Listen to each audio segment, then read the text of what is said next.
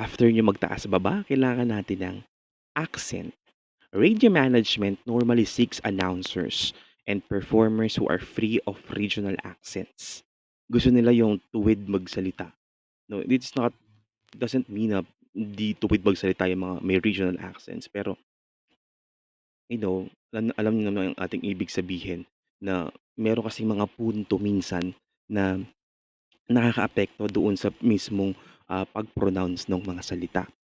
Unless there's an intention to portray provincial or ethnic identities.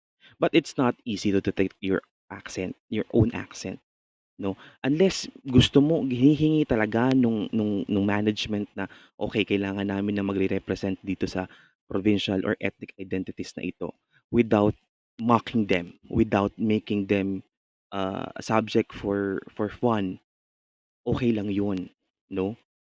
Halimbawa, if you're good in British accent, mag apply ka sa isang radio station na nangangailangan ng English na British accent, and that's an advantage for you kung marunong ka.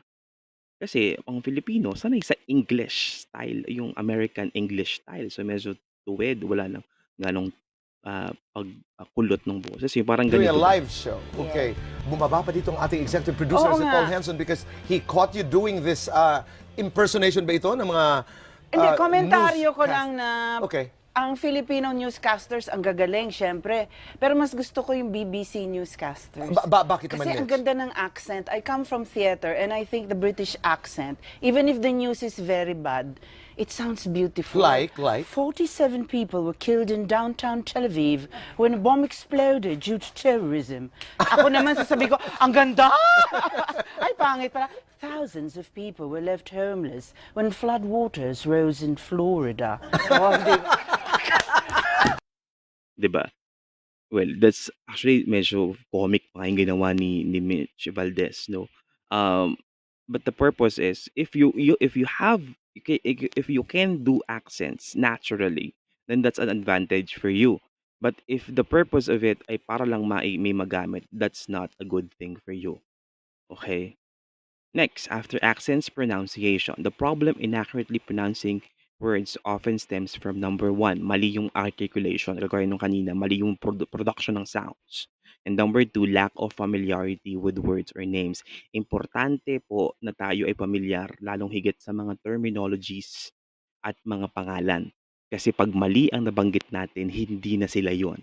No, halimbawa pangalan, sinabi mo ang pangalan pala niya ay George pero binasa mo siyang Jorge, ibang tao na 'yon. So you have to consider that.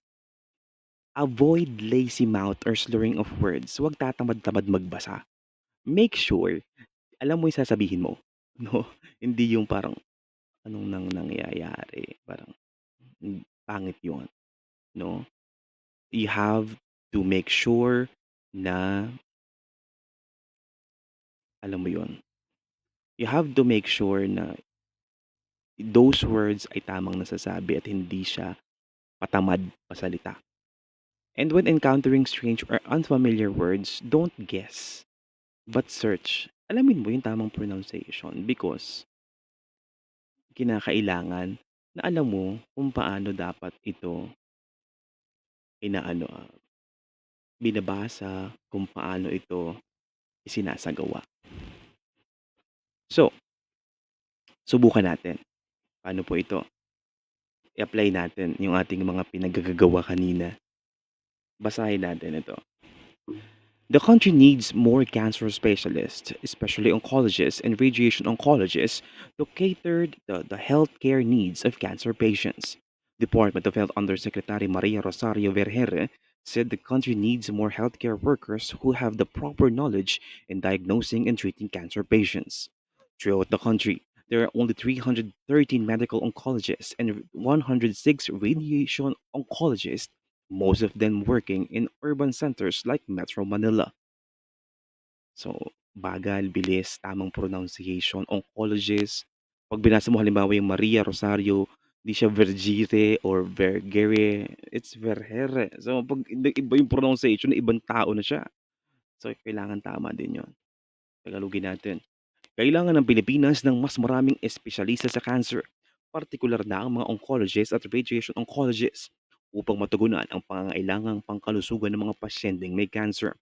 Ayon kay Department of Health o DOH Undersecretary Maria Rosario Vergere, mahalagang magkaroon ng mas maraming manggagamot na may sapat na kaalaman sa pagsusuri at paggamot ng mga pasyenteng may cancer.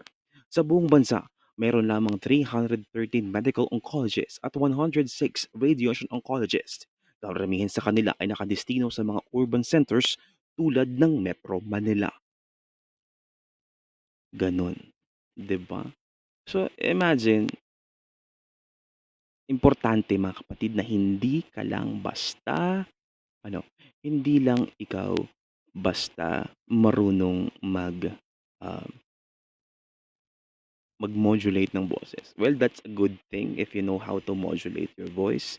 But the most important thing is you know how to properly pronounce words because nakasalalay sa tamang pagsasabi ng mga salita ang iyong ikagaganda ng radio performance.